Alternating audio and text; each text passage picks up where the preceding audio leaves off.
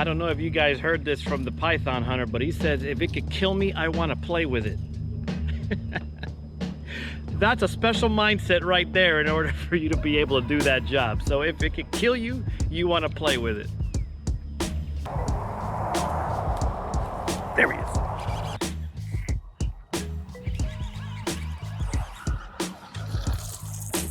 There he is. Here's one of the fish I'm after today.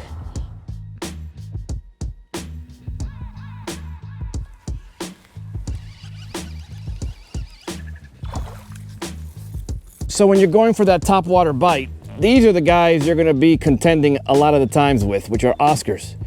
These guys at the end of the day are gonna make your wrists sore. But when you're trying to target species like peacock and bass, you gotta go through a lot of these sometimes on a top water bite in order to reach that target species. Stick around.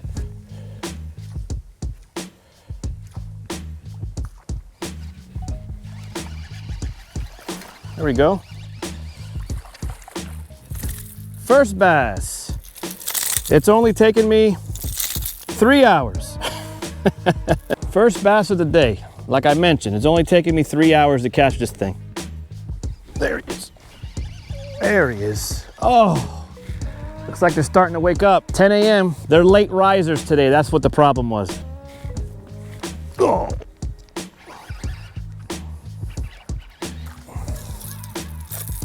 So when dealing with these guys, the reason why I have them on a fish grip is because they're very, very slimy. They stink, and they don't know when to quit. So if you're fishing with a treble bait or something like that, and you can't get a good hold on them, they will mess you guys up. And also another thing that you got to be very, very careful with handling these guys is this spike right here. If you don't fold that spike down when you go to grab them, that right there will tear up your fingers. And ask me how I know that. My last video, I got torn up by one. But these guys right here, you will have a blast with them, fishing with them all day, especially if you have kids or if you're out of town. These guys will make your wrist sore. A good lure to bypass Oscars if you want to fish topwater is a hollow body frog. It's very rare, unless you fish with a little frog, will you catch an Oscar. But if you fish with the medium size to larger frog, but you won't hook onto them like if you would a treble bait. So something to keep in mind if you want to topwater fish and bypass Oscars. There he is.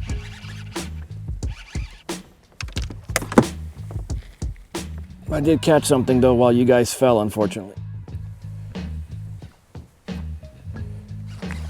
Whoa.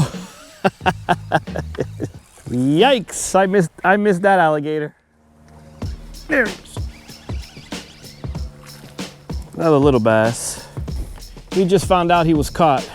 But it's a start. It's 3 little bass so far, 2 little peacocks and a miss. So they're starting up.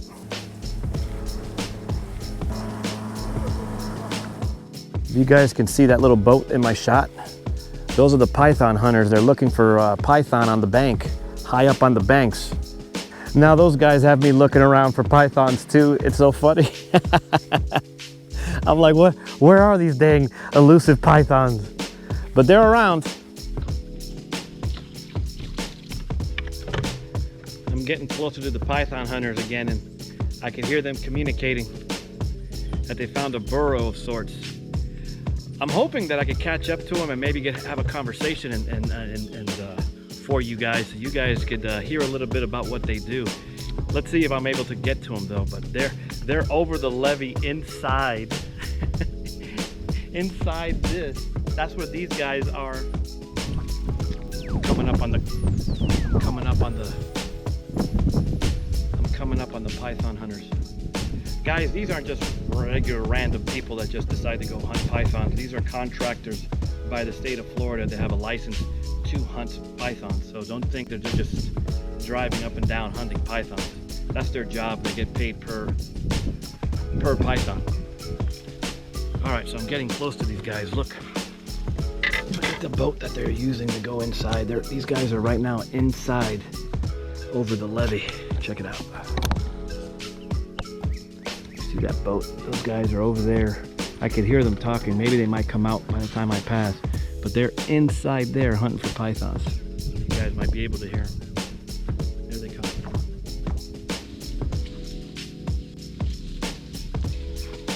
Any luck today? Nothing yet. You guys are the python hunters, right? Oh yeah. Yeah, we caught 22 of them. Yeah. And you guys had like 2 in the boat when he passed by. Yeah. We've never been to this part before. Yeah. So we're just kind of scouting it today to see what it holds. Yeah. But so far it's inferior habitat compared to compared to north. Really? Yeah. Inferior? What will make it superior?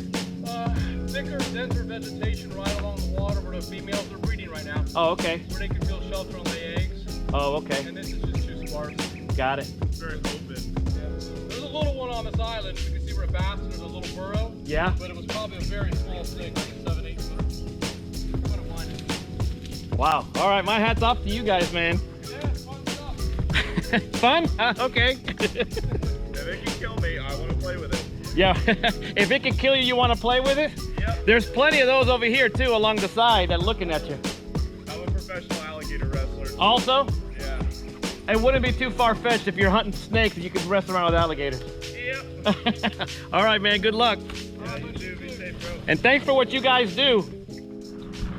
So as you guys heard, these guys work different areas of the Everglades, and I learned something new. Some areas are superior versus other areas based on the density of foliage and stuff like that. I did not know that, but then again, I'm ignorant when it comes to python hunting. But these guys are the pros, and like they said, they caught about 22 of them in a different section last week, and they only saw 1 little guy so far, so they're scouting the area for future stuff because they say that they're laying eggs right now. So my hat's off to guys like this, man, because they're trying to help out our ecosystem. I mean, the pythons have taken over, and they're trying to put a dent in their population. So hats off to the python hunters. There he is. There he is. Little bass. Little bass. This guy gave me a clue. My bait was on top of the water. I was working it. As you guys can hear, I'm working a prop bait. I'm working it. Nothing's going on, but I stopped, I looked around, and when I looked, he came up and slurped it.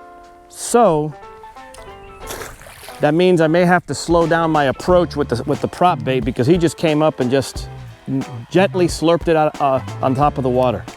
So I know I'm running out of time. I only got like a couple hours left, but that's the kind of stuff out here in the Everglades. I mean, you could be fishing for hours, and then the last 2 hours it will wake up. Similar to my video with the Esteban that I'm gonna put the link at the end of the video.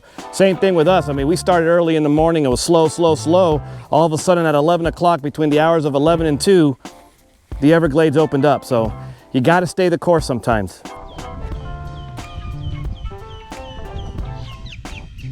All right, let's change color. Let's change profile.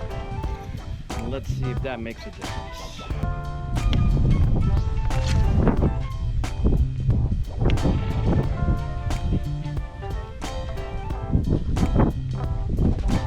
Oh!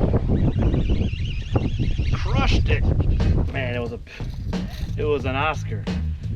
Crushed it like a peacock.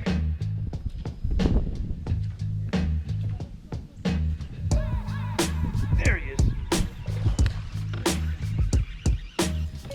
Little bass on the pause. There he is. Yep. That's a peacock.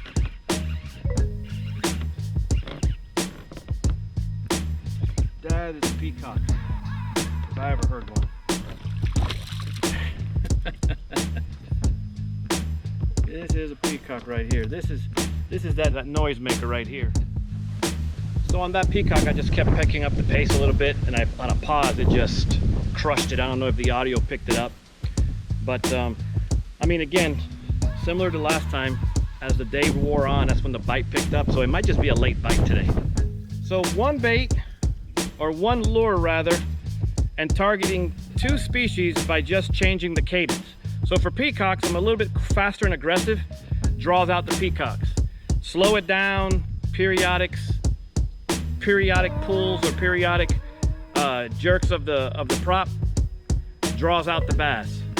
So it depends on the area and it depends on what's going on, but I'm catching both. The only problem is they're little guys. What's also funny is that the peacocks are hitting way off bank, and the bass are hitting closer to the bank.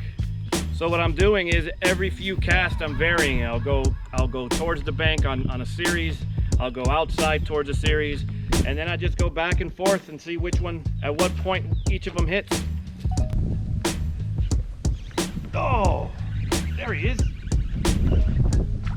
What is that? Look at this.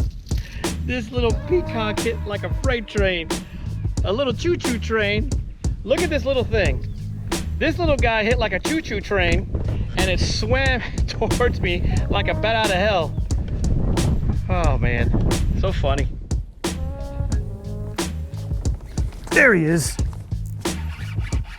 Oh, this is a bass. Oh, look at this one. You never know what you're gonna catch. I started fishing with this guy. Look at this. Look at the belly on this one, feeding. I started fishing this sporadic and quickly like for peacocks, and then a largemouth hits. Again, so you never know. That's why it's called fishing. I came in with the expectation of a crazy topwater bite because I fished this system 2 days ago and the topwater bite was unbelievable with our contest winner Esteban a couple of days ago. So I'm like, you know what? I'm gonna come back out here and go for a topwater bite, and nope, didn't work out. I did catch some on topwater, but it just wasn't the type of bite I was looking for. This morning it was very, very slow. I fished the top, I fished the middle, I fished the bottom. It just wasn't happening. Around 10 o'clock in the morning, that's when life started to pick up a little bit, and I thought, okay, maybe I might get into something, but that just was not the case. You just gotta keep plugging away, and it is what it is sometimes. I appreciate you guys for watching the video. Like the video, share the video, better yet, subscribe to my community. It is growing. If you guys wanna see the fun outing I had with Esteban, which was our contest winner, go ahead and click right there on that video. Take care, guys. Thank you guys for watching.